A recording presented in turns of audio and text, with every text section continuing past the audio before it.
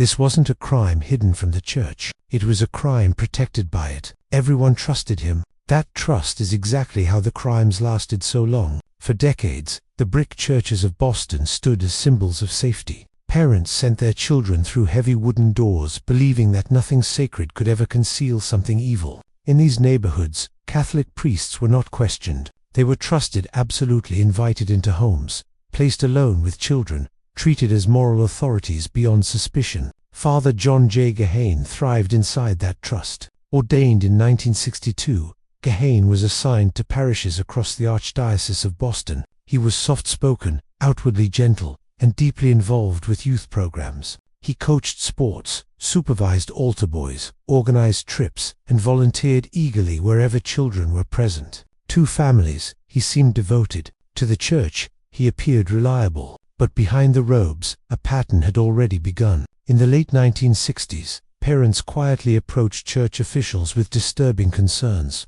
Their sons spoke of inappropriate touching. Some described being molested during church activities or inside the rectory. These reports did not reach police. Instead, they were routed through internal church channels, confidential meetings, private notes, and reassurances that the matter would be handled. Handling it meant moving Gahane. Again and again, he was reassigned. Each transfer brought him into a new parish, a new community, a new group of unsuspecting families. No warnings followed him. No restrictions were publicly imposed. Parents were never told. Boston in the 1970s and 1980s was deeply Catholic. Questioning a priest was socially unthinkable. Children who tried to speak were often dismissed or burdened with guilt. Some were told they had misunderstood affection. Others were warned that speaking out would harm the church, and by extension, their families. The abuse escalated. Gahane targeted boys as young as 4. The assaults took place in churches, homes, and parish facilities.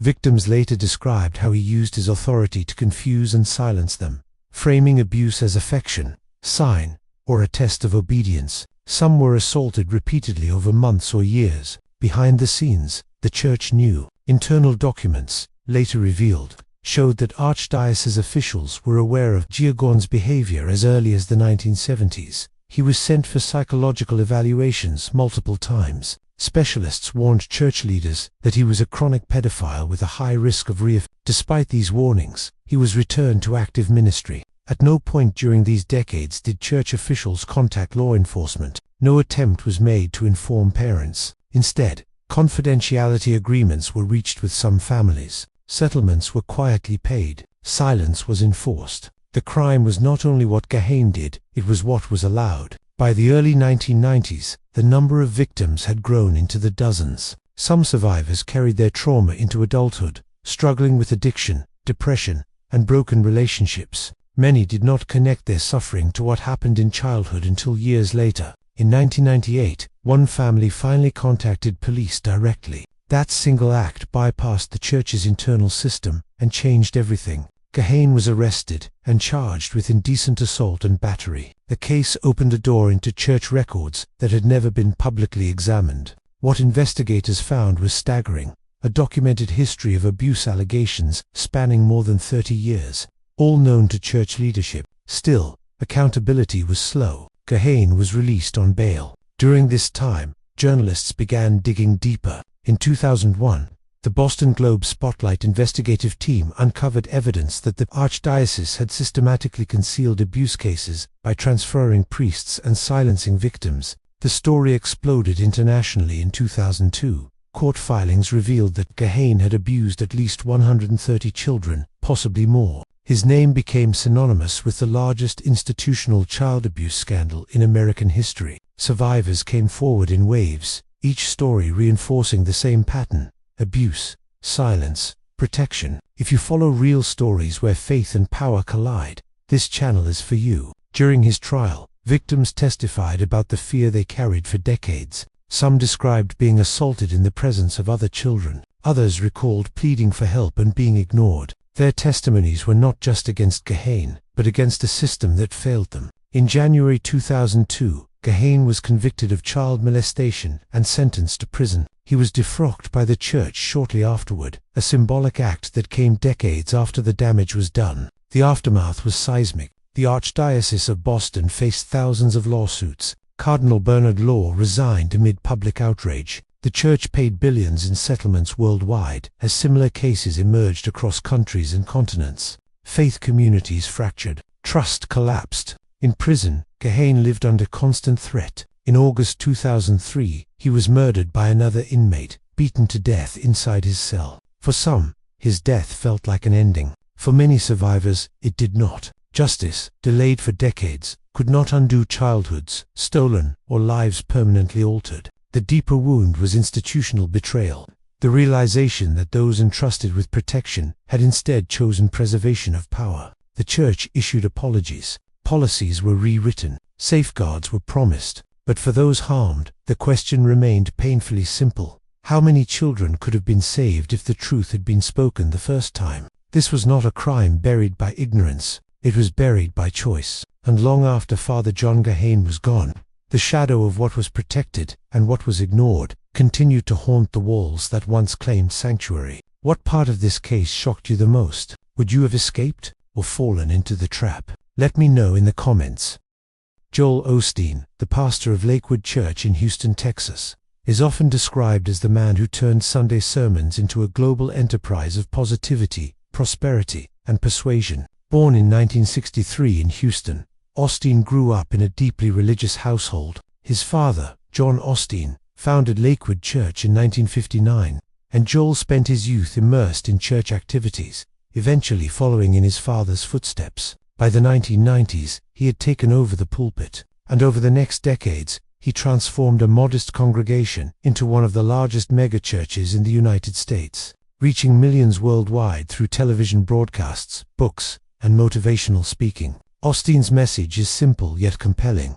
God desires success, happiness, and health for all his followers, and faith is the key to unlocking this divine promise. His sermons are meticulously crafted to inspire hope and optimism, emphasizing personal growth, gratitude, and vision. However, beneath the uplifting rhetoric lies a financial structure that has made Osteen one of the wealthiest pastors in the country. According to Forbes and other financial analyses, Joel Osteen's personal net worth exceeds $50 million, primarily derived from book sales, television broadcasts, speaking engagements, and donations from his congregation. Critics argue that his ministry leverages faith as a commodity, converting devotion into dollars while preaching prosperity in ways that blur the line between spiritual guidance and commercial enterprise. Lakewood Church, under Osteen's leadership, expanded dramatically. From its original 5,000-seat auditorium, it moved into a 16,000-seat former sports arena, a structure converted into a state-of-the-art worship space complete with multiple theaters, offices, and television production studios. The church's success is inextricably linked to Osteen's media presence. His Sunday services are broadcast worldwide, reaching millions who have never set foot in Houston. The messages are carefully produced, uplifting music, professional lighting, and an atmosphere designed to evoke inspiration. For viewers, the experience feels intimate, personal, and profoundly spiritual. But for the church, it is also a sophisticated platform for financial engagement. Donations play a crucial role in sustaining Osteen's empire. Tithing and offerings from parishioners are solicited both in person and online, often presented as a pathway to receiving God's blessings. His books, including bestsellers like Your Best Life Now and Become a Better You, emphasize similar themes, that giving, maintaining faith, and positive thinking align the believer with divine favor. Critics argue that these teachings exploit psychological vulnerabilities. People are told that success and health are attainable if they give generously, creating an implicit pressure to contribute beyond one's means. Some families report significant financial strain in attempting to follow the model of giving, believing that their faith and future prosperity depends on it. The controversy surrounding Joel Osteen intensified during crises, when public scrutiny of wealth and priorities came into focus. A notable example occurred during Hurricane Harvey in 2017. Lakewood Church opened its doors as a shelter, yet Osteen faced criticism for initially not providing immediate relief or opening the massive facility fully to flood victims, while church officials later clarified that the doors were opened and aid was provided. The episode raised questions about the priorities of a ministry operating on such a grand scale. For skeptics, it became emblematic of the tension between faith, wealth, and public responsibility. Despite criticisms, Osteen's appeal remains undeniable. Millions of viewers and followers resonate with his positive, motivational message. He preaches a vision of God that is generous, kind, and success-oriented, a stark contrast to the fire and brimstone approach of other evangelical leaders. This approach has proven both spiritually and financially effective.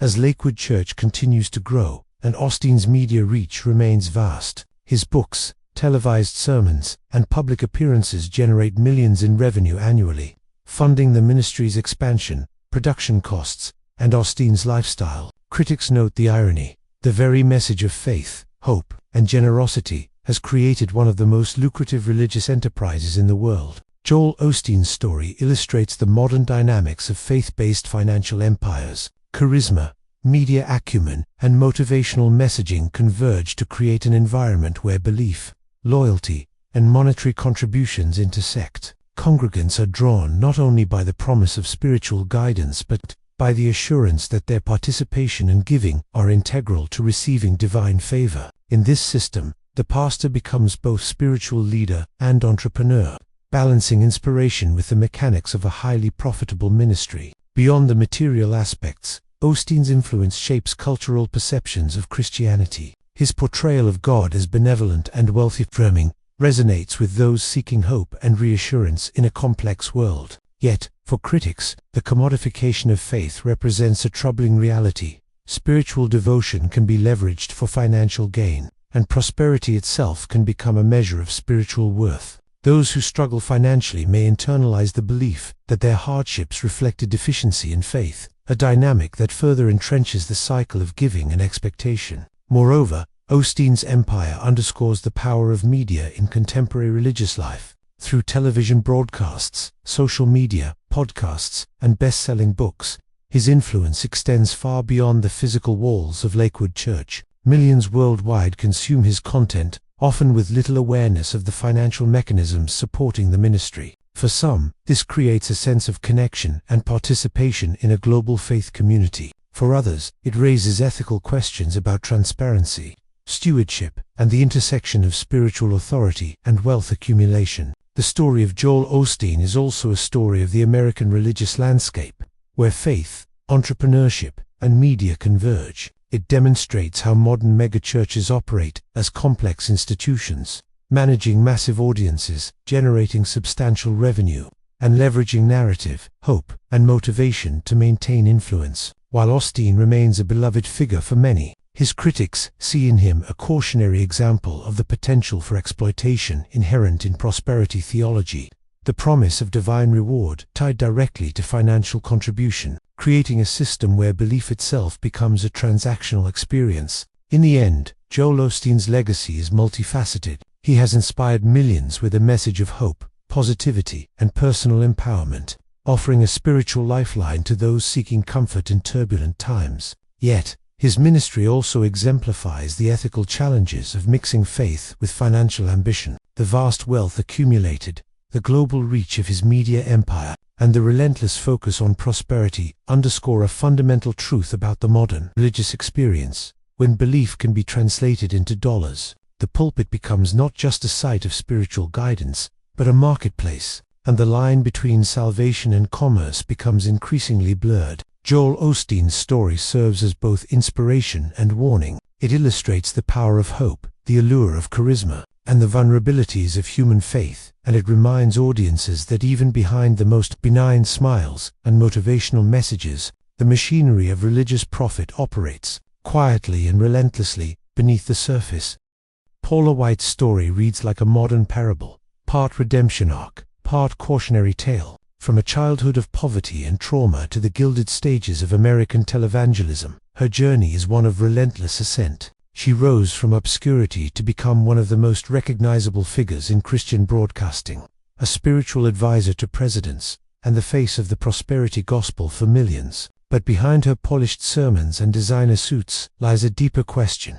How much of her ministry was about saving souls, and how much was about saving an empire built in her own name? Born in Tupelo, Mississippi, in 1966, Paula Michelle Furr grew up in a world far removed from the marble pulpits she would one day command. Her early life was marked by chaos, her father's suicide when she was just 5 years old, and years of emotional and sexual abuse that followed. She has spoken openly about those traumas, often using them as the foundation of her testimony. "I shouldn't even be here," she once said in a sermon, "but God took my brokenness and gave me purpose." That message of transformation, of turning pain into power, became the cornerstone of her ministry. In her 20s, she married Randy White, a charismatic young preacher from Maryland. Together, they founded Without Walls International Church in Tampa, Florida, in 1991. It started small, meeting in borrowed storefronts and schools, but the couple had a gift: Randy for organization, Paula for charisma. Within a decade, their ministry had exploded into one of the largest churches in America, drawing more than 20,000 members and broadcasting worldwide. Paula was unlike most preachers of her generation. She was blonde, fashionable, idiot-savvy, part preacher, part motivational speaker. Her sermons mixed biblical verses with self-help mantras, promising divine elevation through positive thinking and seed faith giving. Her style resonated with a new generation of believers looking for hope that felt modern, glamorous, and unapologetically ambitious. As the church grew, so did Paula's influence. She launched the Paula White Ministries television program, which aired globally on networks like BET, TBN, and Daystar. Her message was clear: God wanted His people to prosper, not just spiritually, but financially. When you sow in faith, she would tell her audience,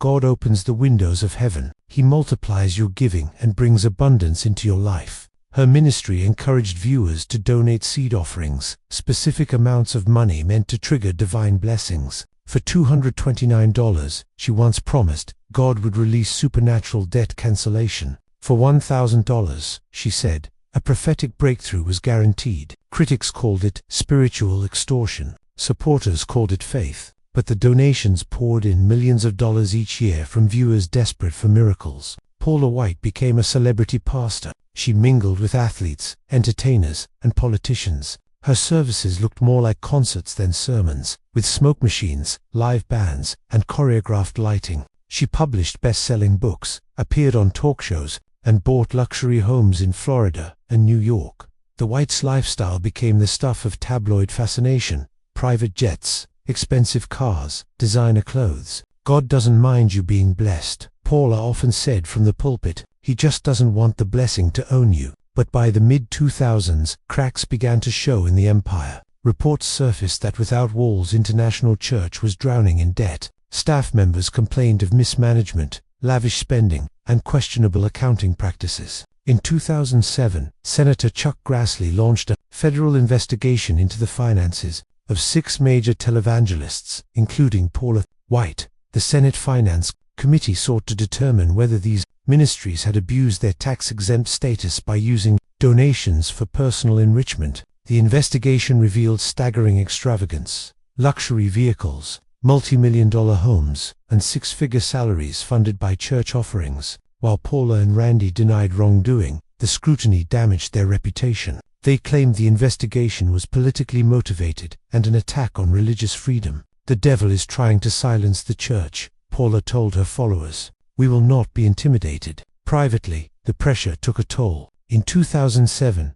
Paula and Randy divorced after years of personal and financial turmoil. Without Walls International began to crumble under debt, eventually filing for bankruptcy. The Tampa campus, once hailed as a miracle of growth, was abandoned and later sold to developers. For many, it seemed the age of Paula White was over, but Paula refused to disappear. She reinvented herself, not as a fallen preacher, but as a survivor. She launched a solo ministry and rebranded her message. Gone were the husband and the massive sanctuary. In their place was a sleek, media-driven operation, centered entirely around her. She began hosting intimate empowerment conferences, speaking at women's events, and emphasizing personal deliverance over prosperity. Her new sermons blended Pentecostal fire with the language of self-empowerment. And then, in one of the most unexpected turns in modern religious history, Paula White's ministry collided with politics. In 2002, she met a real estate mogul from New York named Donald Trump after he saw her preaching on television. He invited her to meet him in his office at Trump Tower. Over the years, their friendship deepened. Trump admired her confidence. She admired his success. When Trump decided to run for president in 2016, Paula became one of his most trusted spiritual advisors, a bridge between him and America's evangelical base. Her presence in the White House marked an extraordinary ascent for a woman once accused of financial misconduct. As Trump's spiritual advisor, she led prayers at inaugurations, hosted faith-based policy meetings, and became the unofficial face of Christianity within the administration. To her supporters, she was proof that God can raise anyone, even a broken girl from Mississippi, to the highest halls of power. To her critics, she was a symbol of hypocrisy, a preacher of wealth and power now entangled with politics and privilege. Paula's sermons during this time grew increasingly militant. She described Trump's presidency as divinely ordained and cast his critics as agents of Satan. "When you fight him," she once said from the pulpit, "you're fighting God's plan." Her language blurred the line between faith and political allegiance. She called for angelic reinforcement during election battles, invoking visions of heavenly armies defending her cause. Viral videos of her fiery sermons spread online, some inspired, others disturbed. The backlash was swift. Theologians accused her of spreading Christian nationalism and distorting the gospel into a weapon for political power. Former followers described her ministry as a brand, not a calling. Financial scrutiny returned as watchdogs questioned how her ministry spent its millions in donations. Meanwhile, her personal net worth, estimated in the tens of millions, stood in sharp contrast to the economic struggles of the people she claimed to serve. Yet Paula remained unshaken. "Let them talk," she said in an interview. "God knows my heart. I'm not here to please man, I'm here to serve the kingdom." But behind her defiance, the pattern of her career remained consistent, a relentless pursuit of influence, cloaked in the language of faith. Whether building megachurches, selling miracle blessings, or standing at the White House podium, Paula White had learned how to make belief profitable. In the years following Trump's presidency, her influence began to wane. Without political backing, she shifted focus back to ministry, leading City of Destiny, a church in Apopka, Florida. Her sermons returned to themes of perseverance and divine calling, but the controversies never fully faded. Her critics continued to accuse her of exploiting faith for fame, while her supporters hailed her as a warrior of God, unjustly maligned by the media. The paradox of Paula White endures, a woman who rose from trauma to triumph, yet whose ministry often blurred the sacred with the sacred. To some, she represents the power of redemption, proof that faith can elevate anyone. To others, she embodies the corruption of modern televangelism, a gospel repackaged for profit and political gain. Her story exposes the uneasy marriage between money, media, and ministry. It forces believers to ask, when faith becomes a brand, who truly benefits? When preachers promise prosperity in exchange for obedience, whose kingdom are they really building? Paula White's empire was not built on deception alone. It was built on desire. The desire for hope, success, belonging. Millions followed her because she made them believe that God wanted them to win, that their pain had purpose, that wealth was a sign of divine favor. And in a world that worships success, that message was irresistible. But in the end, even Paula's gospel could not escape the truth. It tried to rebrand that power. Once worshipped, devours those who hold it too tightly. The woman who once preached about breaking chains now finds herself bound by the very empire she created. Paula White's legacy remains a mirror for modern Christianity, glittering, complicated, and deeply human. Her rise was spectacular, her influence undeniable, her message seductive. But somewhere between the pulpit and the palace, the gospel became a business, and salvation became a sale. And in that transformation lies the story of how one woman's faith built an empire, and how that empire, in turn, built her. Few figures in modern Christian history have embodied both divine charisma and financial controversy as completely as Tufik. Benedictus Benny Hinn, born in 1952 in Jaffa, Israel, to Greek and Armenian parents, Hinn's journey from a troubled immigrant to one of the world's most recognizable televangelists is as dramatic as the faith healings that made him famous. His story is a testament to the magnetic power of religious persuasion and a chilling example of how the promise of miracles, when monetized, can blur the line between salvation and showmanship. Hinn's family moved to Toronto, Canada, after the 1967 Arab-Israeli War, seeking stability. In his teens, Benny was an introverted, stuttering boy who struggled to fit in. But in 1972, after attending a charismatic Christian revival led by evangelist Catherine Kuhlman, he claimed to have been filled with the Holy Spirit and healed of his stutter. That moment, he said, changed his life forever. Inspired by Kuhlman's theatrical blend of music,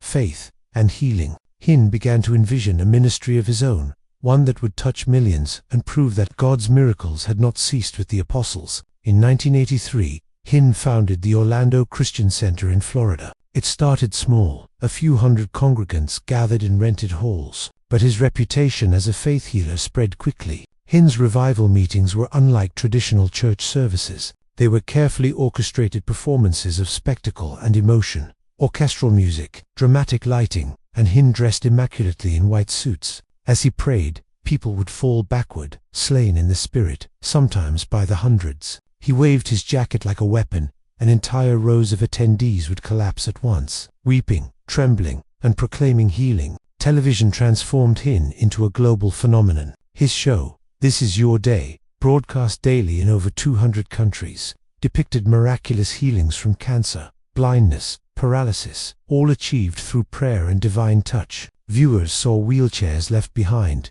tumors vanishing, and children rising from hospital beds. To the faithful, it was living proof of God's power. To skeptics, it was spiritual theater. But no matter the opinion, the formula worked. Donations poured in by the millions. By the mid-1990s, Benny Hinn Ministries was taking in tens of millions of dollars annually. Followers were encouraged to sow their seed of faith, with the assurance that financial gifts would lead to miraculous returns. Hinn often told viewers that giving to his ministry would unlock the anointing and bring healing, blessings, and financial breakthrough. The message was simple and seductive. The more you give, the more God gives back. It was a prosperity gospel disguised as healing ministry. Hinn's personal lifestyle reflected that prosperity. Investigations revealed that he traveled the world by private jet, stayed in presidential suites costing upwards of $10,000 per night, and maintained multiple luxury homes, including a California mansion valued at $10 million.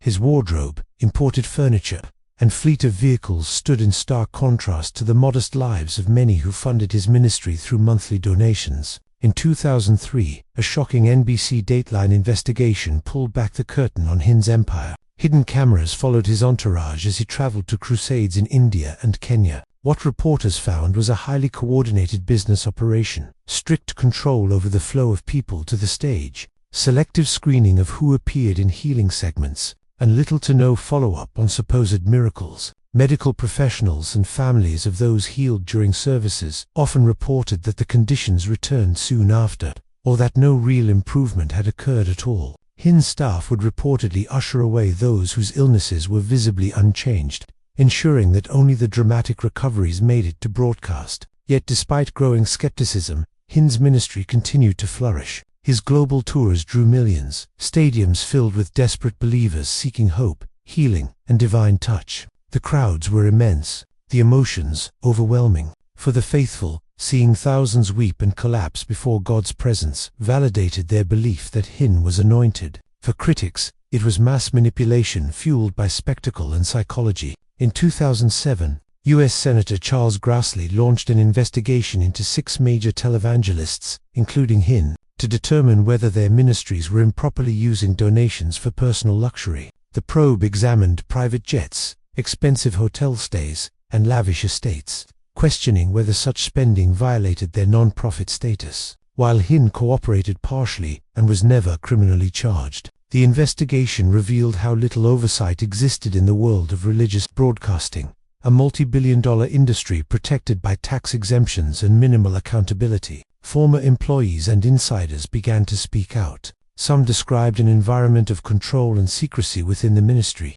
Finances were tightly guarded, and questioning leadership decisions often led to immediate dismissal. A former staff accountant later testified that large sums were regularly moved between ministry accounts and personal expenses. Hinn defended the transactions, claiming every dollar spent was for the work of God. Over the years, Benny Hinn's empire experienced both decline and reinvention. After divorcing his wife Suzanne in 2010, only to remarry her in 2013, Hinn faced growing backlash from within the Christian community. Even some charismatic leaders distanced themselves from his ministry, calling his theology unscriptural and his healing claims unverifiable. By 2019, amid mounting criticism, Benny Hinn made a startling public statement. In a sermon that went viral, he declared, "I think it's an offense to the Holy Spirit to place a price on the gospel. I'm correcting my own theology. The gospel is not for sale." The announcement shocked both followers and critics.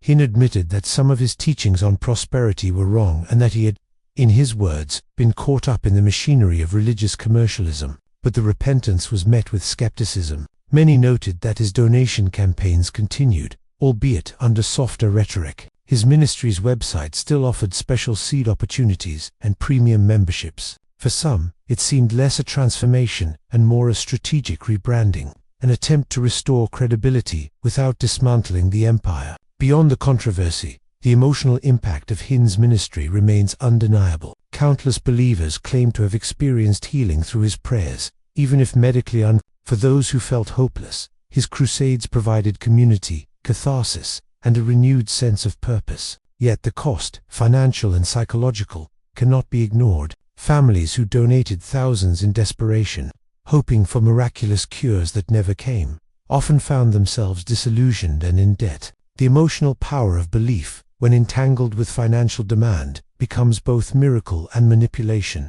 Hinn's enduring influence lies in that duality. He represents the most extreme expression of the modern prosperity ministry, where faith is both the product and the prophet. His global reach, from Africa to South America, has inspired countless imitators who use similar tactics, blending spectacle, emotional fervor, and financial appeals. Entire church networks trace their roots to the Benny Hinn model, a fusion of entertainment and evangelism that turns salvation into a brand. Even now, well into his 70s, Benny Hinn continues to tour and preach. His YouTube broadcasts garner millions of views, and his legacy remains divisive. To his followers, he is a man anointed by God, a vessel of miracles. To his critics, he is the embodiment of corruption in modern religion, a businessman cloaked in holiness. Benny Hinn's story is not simply one of greed or deception. It is a reflection of a deeper human longing for healing, for meaning, for control over life's uncertainty. In a world of suffering, the promise of instant divine relief is irresistible. And when that promise comes wrapped in charisma, music, and emotion, the line between faith and exploitation vanishes. His empire stands as both a warning and a wonder, proof of the power of belief, and the danger of those who learn to profit from it. Benny Hinn did not invent the prosperity gospel. He perfected it, and in doing so, he revealed how easily the pulpit can become a stage, and the offering plate a mirror reflecting the very desires that make us human. Eddie Long's story is one of contradiction, a tale of divine ambition and human weakness, of a man who built a kingdom in God's name only to watch it crumble beneath the weight of secrets. For decades, Long was the face of black evangelical power in America, a preacher who transformed a small Georgia church into a global mega-ministry. He dressed like royalty, preached like a warrior, and carried himself as if chosen by God to lead a generation. But behind the pulpit of New Birth Missionary Baptist Church in suburban Atlanta, a darker story was taking shape, one that would expose the perils of unchecked power, blind devotion, and the devastating cost of betrayal in the house of faith. Born in Charlotte, North Carolina, in 1953, Eddie Long grew up in a deeply religious home. His mother was a devout Baptist, and his father worked at a steel company. From an early age, Long seemed drawn to leadership, to commanding attention, to having people listen when he spoke. After graduating from North Carolina Central University, he entered the corporate world, taking a job at Ford Motor Company. But he soon left, claiming that he had received a higher calling. In 1987, Long became the pastor of New Birth Missionary Baptist Church, a modest congregation of just 300 members in Lithonia, Georgia. Within a few years, his charisma, discipline, and message of empowerment transformed it into one of the fastest-growing churches in America. Long's message was unlike traditional sermons about meekness and patience. He preached strength, prosperity, and authority. His theology combined evangelical fervor with self-help ambition. He urged his followers, mostly African American, to reject the idea that poverty or oppression was part of God's plan. "We are kings and queens," he often thundered. "We are not meant to struggle, we are meant to rule." It was a powerful message for those seeking dignity and hope in a world that often denied both. By the mid-1990s, New Birth Missionary Baptist Church had exploded to over 25,000 members. It was more than a church, it was an empire. The campus sprawled across 240 acres, complete with a school, fitness center, bookstore, and television production facility. Long's services were theatrical, booming gospel choirs, multimedia screens, and thousands of worshippers filling the sanctuary. Dressed in designer suits and diamond cufflinks, he strode the stage like a general, preaching that God rewarded obedience with success. But what truly set Eddie Long apart was his influence beyond the pulpit. He became a national figure in the prosperity gospel movement, preaching that faith and financial success were intertwined. He courted business leaders, athletes, and politicians. He mentored young black men, presenting himself as a father figure to those without one. His men's ministry, the Longfellows Youth Academy, aimed to teach discipline, sexuality, and spiritual manhood to teenagers and college students. To his followers, he was a role model. To outsiders, he was an empire builder cloaked in righteousness. By the early 2000s, Long's power had reached unprecedented heights. He hosted conferences attended by thousands and was invited to the White House by President George W. Bush. He presided over elaborate ceremonies, including one in which he was crowned by members of his congregation with a Torah scroll and golden crown, symbolically declaring himself a king in God's house. His image was immaculate, disciplined, anointed, untouchable. But beneath the surface, the walls were cracking. In September 2010, 4 young men filed lawsuits against Bishop Eddie Long, accusing him of using his spiritual authority to coerce them into sexual relationships. The allegations were explosive. The men, all former members of Long's church and his mentorship program, claimed that he lavished them with attention, gifts, and trips before allegedly initiating sexual acts. According to court documents, Long had taken the teens on lavish getaways to Kenya, New Zealand, and the Caribbean, bought them cars, paid their college tuition, and given them cash and jewelry. The plaintiffs alleged that these gestures were not acts of pastoral generosity, but part of a grooming pattern that blurred spiritual mentorship into manipulation. The lawsuits painted a disturbing picture. The young men described how Long would refer to them as his spiritual sons, and how their relationships with him turned intimate under the guise of divine connection. They alleged that he quoted scripture to justify his actions, framing their encounters as holy rather than sinful. He would tell me, one of the men later said, that the spiritual bond between us allowed things other people wouldn't understand. When the news broke, the fallout was immediate. New Birth Missionary Baptist Church, once a fortress of unity, became a battleground of disbelief. Thousands of congregants wept openly during services, some defending Long fiercely, others walking out in disgust. The media swarmed the church gates. Commentators called it one of the most significant scandals in modern Christianity, a betrayal that struck at the heart of faith itself. Eddie Long took to the pulpit, denying the allegations but refusing to directly address them. "I've been accused," he told his congregation, his voice trembling but defiant. "I'm not a perfect man, but this thing I'm not guilty of. I am David against Goliath, and I've got 5 rocks, and I haven't thrown one yet." The crowd erupted in applause, many shouting, "We love you, Bishop." It was an emotional moment and a masterful performance. Long had turned his legal scandal into a spiritual battle, casting himself as the righteous victim of demonic attack. Behind the scenes, however, the evidence mounted. Photographs surfaced showing Long posing in tight gym clothes, sending selfies to the young men. Text messages suggested emotional manipulation. Private investigators discovered that church funds had allegedly been used for travel and gifts tied to the relationships. The lawsuits dragged on for months, threatening to destroy the church's finances and Long's public image. In May 2011, Eddie Long quietly settled the lawsuits out of court. The settlement amount was never officially disclosed, but multiple reports placed it between $15 and $25 million, a combination of cash and property transfers. The payments came not directly from Long's personal accounts, but from New Birth's insurance and ministry funds. The settlement included confidentiality agreements preventing the accusers from speaking publicly. Officially, Long admitted no wrongdoing, but too many, the silence spoke louder than any sermon. In the aftermath, Long's ministry began to crumble. Attendance at New Birth dropped sharply, financial contributions plummeted. Once loyal members left in disillusionment, the church faced foreclosure threats and had to lay off staff. Long's once mighty reputation within the evangelical world collapsed. Even among prosperity preachers, he became a cautionary tale, a man who flew too close to the sun. Still, Long tried to maintain control of the narrative. In interviews and sermons, he framed the scandal as a test of faith. He spoke of redemption, of endurance, of God's plan. But the confident bishop was gone. His public appearances became rarer,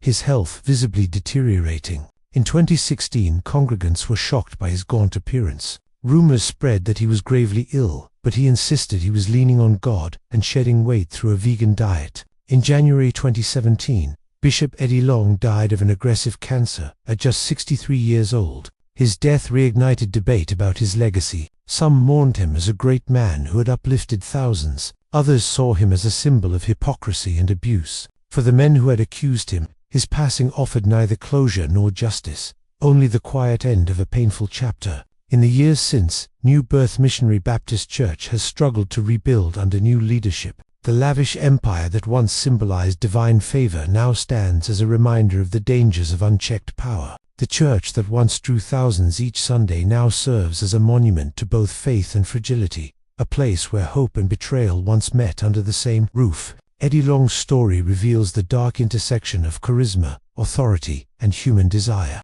His influence was undeniable. He inspired young men to pursue education, helped families rise from poverty, and preached self-worth to communities that had long been marginalized. Yet those same qualities, his confidence, his magnetism, his control, became tools of manipulation. The power that built him ultimately consumed him. What makes Long's fall so haunting is how easily it could happen again. In every generation, there are preachers who wield faith like a weapon, who mix divine authority with personal ambition until they no longer see the line between serving God and serving themselves. Eddie Long's empire was built on a simple promise that obedience would bring prosperity and faith would bring protection. But when the truth emerged, it was clear that no one, not even the man of God, was beyond temptation. In the end, the story of Eddie Long is not just about a pastor who fell from grace. It's about the danger of believing that spiritual power makes one invincible, that charisma equals purity, and that God's blessing is measured in wealth or influence. His rise was fueled by faith.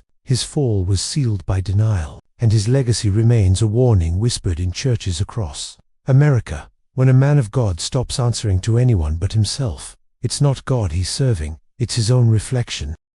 Kent E. Hovind's name is one that resonates in both religious circles and the annals of American legal history, though for very different reasons. Known to millions as Dr. Dinah, Hovind built a reputation as a charismatic and polarizing figure in the creationist movement, blending fiery sermons with scientific arguments aimed at disproving evolution. His ministry promised truth, enlightenment, and moral certainty, yet beneath the sermons, theme parks, and DVDs was a complex web of financial deception, legal battles, and a man whose faith was inseparable from his ambition. Hovind's rise and fall provide a chilling study of how charisma, legal ignorance, and unchecked power can transform spiritual authority into criminal enterprise. Born in 1953 in South Carolina, Kent Hovind grew up in a devout Christian family. He was drawn early to ministry and evangelical outreach, displaying a remarkable ability to captivate audiences. Hovind pursued higher education in theology,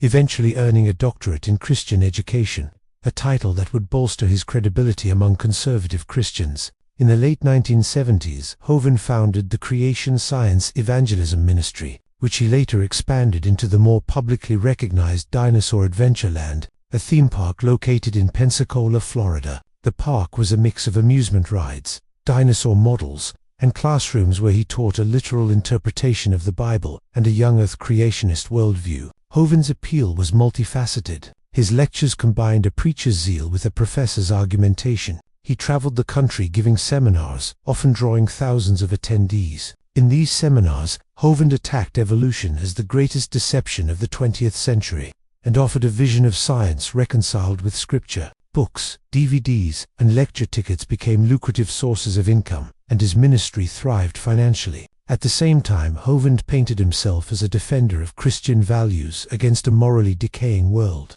positioning his message as both educational and spiritual. However, the financial underpinnings of Hovind's empire were deeply flawed. Hovind and his organization used multiple corporate entities, including Creation Science Evangelism, Dinosaur Adventureland, and Hovind Ministries Inc., to funnel money in ways designed to minimize tax obligations. The ministry operated primarily as a private business rather than a registered non-profit, though Hovind repeatedly claimed he was exempt from federal taxation, arguing that the government had no authority over his religious work. This legal reasoning would later become the centerpiece of his criminal convictions. As the ministry grew, Hovind acquired significant assets, including vehicles, property, and other personal benefits. Funded largely through donations from followers, supporters were often told that their contributions directly supported educational work and ministry outreach. In reality, investigators later found that these funds were frequently redirected for personal use. Hovind's meticulous record-keeping was at best inconsistent and at worst intentionally opaque. The unraveling began in the late 1990s when Hovind came under scrutiny by the Internal Revenue Service (IRS). Investigators noticed that, despite millions flowing through his ministry, Hovind had not filed personal income tax returns for over a decade. Moreover, large cash transactions were routinely structured to avoid federal reporting requirements, a practice explicitly illegal under U.S. law. Hovind's insistence that religious exemptions placed him above secular law only intensified scrutiny. In 1999, Hovind was charged with failing to collect and pay employment taxes, a violation stemming from his treatment of ministry employees. The IRS alleged that Hovind had instructed employees to treat salaries as gifts, thereby avoiding payroll tax withholding. Hovind argued in court that his ministry was not a business but a spiritual endeavor, claiming that God, not the government, determined the rules of compensation. Courts, however, disagreed, emphasizing that tax law applied equally to all income, religious or otherwise. The case escalated dramatically in the early 2000s. Federal prosecutors presented evidence that Hovind had deliberately structured financial transactions to evade reporting, concealed over $500,000 in taxable income, and utilized ministry resources for personal enrichment. Witness testimony from former employees detailed a culture in which financial compliance was considered optional, and legal counsel was often ignored or dismissed. Hovind's own writings and public statements became crucial evidence, as he frequently published his belief that paying taxes was both sinful and unnecessary. Despite these mounting charges, Hovind remained defiant, using public appearances and media platforms to present himself as a martyr of religious liberty. He held seminars, produced videos, and even attempted to run for public office, portraying the government as an adversary to God's work. Followers were encouraged to see legal challenges as spiritual attacks rather than legitimate criminal investigations. This rhetoric deepened the divide between the preacher and federal authorities, further isolating Hovind in a siege of ideological conviction. In 2006, the case culminated in Hovind's conviction on 58 counts, including tax evasion, structuring financial transactions, and obstructing federal agents. The court found that he had willfully attempted to defraud the United States and had deliberately flouted the law over a prolonged period. The prosecution emphasized that Hovind's interpretation of religious liberty could not justify criminal conduct or financial deceit. Sentencing was severe. Hovind received 10 years in federal prison, along with a $600,000 restitution order to compensate for unpaid taxes and penalties. The sentence sent shockwaves through the evangelical and creationist communities, many of whom struggled to reconcile their faith in Hovind with the stark reality of his legal culpability. The fallout from Hovind's conviction was extensive. Dinosaur Adventureland was shuttered, assets were liquidated, and the ministry dissolved. Followers faced both spiritual and financial disillusionment. Donations intended for religious education had been misused, leaving supporters to grapple with betrayal. Yet despite the conviction, Hovind maintained a significant following online, with loyalists continuing to promote his lectures, DVDs, and writings, framing his imprisonment as persecution rather than justice. Hovind's story is emblematic of the dangers inherent when religious authority intersects, unchecked, with financial power. He possessed extraordinary charisma, a compelling vision, and the ability to inspire devotion in thousands. These qualities, however, were intertwined with legal ignorance, personal ambition, and ethical compromises that ultimately led to his downfall. His case serves as a warning to religious communities worldwide. The line between faith and fraud is perilously thin, and spiritual zeal does not exempt leaders from accountability under the law. Even after his release in 2015, Hovind remained a controversial figure. He continued to produce online content, teach creationism, and engage with supporters, though he largely avoided the institutional structures that had once amplified his reach. Legal analysts and religious commentators alike reflect on his case as a textbook example of how financial misconduct can destroy not only a ministry but also the trust of an entire community. Kent Hovind's rise and fall underscore a fundamental truth about power. Charisma and conviction can build empires, but without transparency, accountability, and ethical grounding, those empires can collapse as swiftly as they rise. His life is a study in contrasts, devotion and deceit, inspiration and exploitation, faith and felony, and remains a cautionary tale in the annals of American religious history. Gerald Payne, the founder of Greater Ministries International GMI, is remembered not for his sermons, but for the financial devastation he left in his wake. His story is one of charm, manipulation, and a calculated exploitation of faith, a chilling illustration of how spiritual authority can be weaponized for personal gain. In the 1990s, Payne built an empire promising prosperity and salvation, only to see it collapse under the weight of criminal investigations, legal judgments, and ruined lives. His tale is a stark reminder of the vulnerabilities inherent in blind trust, particularly when money and religion intertwine. Payne was born in 1949 in Alabama and grew up in a devout Baptist household. From a young age, he demonstrated an affinity for public speaking and leadership, traits that would serve him well in ministry. He pursued theological studies and, in the 1970s, began preaching at small churches across the southeastern United States. By the early 1980s, he had founded Greater Ministries International, positioning himself as a spiritual guide who could lead his followers to divine financial success. GMI's pitch was deceptively simple and powerfully compelling. Believers could multiply their wealth through seed investments, substantial monetary contributions to the ministry that promised astronomical returns. Payne claimed that God would miraculously reward faithful donors, often guaranteeing returns in the tens or even hundreds of %. This prosperity gospel resonated with many middle-class Christians eager to secure financial stability while demonstrating piety. The church grew rapidly, attracting thousands across the country. At first glance, Payne appeared sincere. He hosted seminars, distributed literature, and published tapes detailing biblical principles for wealth and success. He emphasized spiritual discipline, tithing, and faith-driven generosity. However, the promise of guaranteed financial returns was an early warning sign. No legitimate ministry can guarantee such results. The core of GMI's operations resembled a classic Ponzi scheme. Funds from new donors were used to pay earlier investors, creating the illusion of miraculous profits. Throughout the late 1980s and into the 1990s, Payne expanded aggressively. GMI acquired office spaces, built a headquarters in Tampa, Florida, and even purchased luxury vehicles for staff and ministers. The ministry operated a complex financial network, with multiple shell corporations and offshore accounts designed to obscure the flow of money. The wealth of the leadership team grew exponentially while many church members poured in savings, retirement funds, and even mortgage money, believing it would multiply under God's favor. For years, Payne maintained an image of piety and integrity. He preached about obedience, faith, and divine guidance, often framing the ministry's success as evidence of God's blessing. Followers trusted him implicitly, sharing personal financial information and turning over significant portions of their life savings.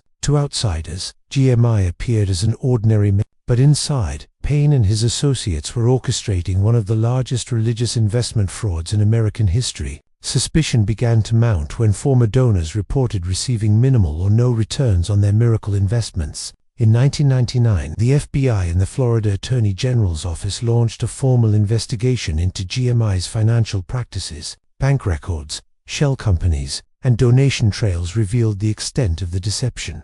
Millions of dollars had been funneled directly to Payne, his family, and close associates, while countless believers lost their life savings. The legal case against Payne was extensive and damning. He faced multiple counts of mail fraud, wire fraud, and money laundering. Prosecutors highlighted the deliberate misrepresentation of investment opportunities, the concealment of financial documents, and the systematic manipulation of donors' faith for personal enrichment. Witnesses testified that Payne often used religious scripture to justify financial schemes, framing monetary exploitation as divine instruction. Many of his followers described being emotionally coerced, believing that questioning the ministry equated to questioning God. In 2004, Gerald Payne was convicted on multiple felony charges and sentenced to 27 years in federal prison, a landmark case in the prosecution of religious financial fraud. Co-defendants received sentences ranging from 7 to 20 years, reflecting the scale of GMI's deception. Courts ordered the forfeiture of millions of dollars in assets, including vehicles, properties, and bank accounts directly tied to the ministry's fraudulent operations. While restitution payments were mandated, many victims recovered only a fraction of their losses. The aftermath of Payne's conviction was catastrophic for his followers. Families were financially ruined, retirement plans obliterated, and trust in religious institutions severely eroded. Former donors spoke openly about their feelings of betrayal and disillusionment, describing emotional trauma akin to losing a family member. Media coverage labeled Payne's operation as a cautionary tale of greed cloaked in faith, highlighting the intersection of religious authority and financial misconduct. GMI's collapse also reverberated across broader evangelical communities. Scholars, clergy, and journalists debated the systemic vulnerabilities that allowed such schemes to thrive. Critics noted that ministries operating without transparency, accountability, or external oversight were inherently risky, especially when leaders claimed divine authority over financial matters. Payne's case became a standard example in discussions about religious fraud, teaching seminars, and investigative journalism. Even from prison, Payne retained a degree of notoriety. Supporters continued to follow his teachings online, framing his conviction as persecution or misunderstanding of spiritual law. Yet the legal and moral realities were clear.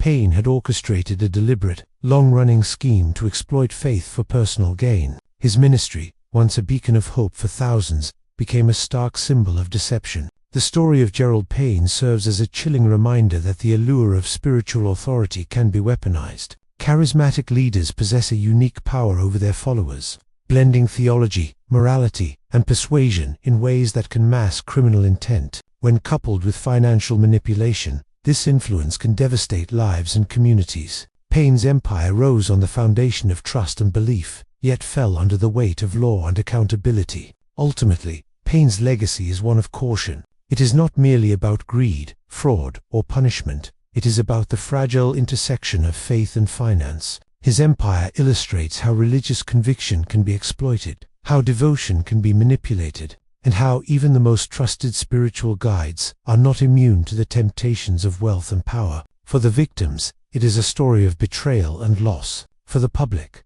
a reminder that faith, when entwined with unchecked authority, can become a vehicle for deception, and that vigilance and accountability are necessary in every sphere, sacred or secular. For more real-life crime stories, subscribe and stay tuned for the next deep dive.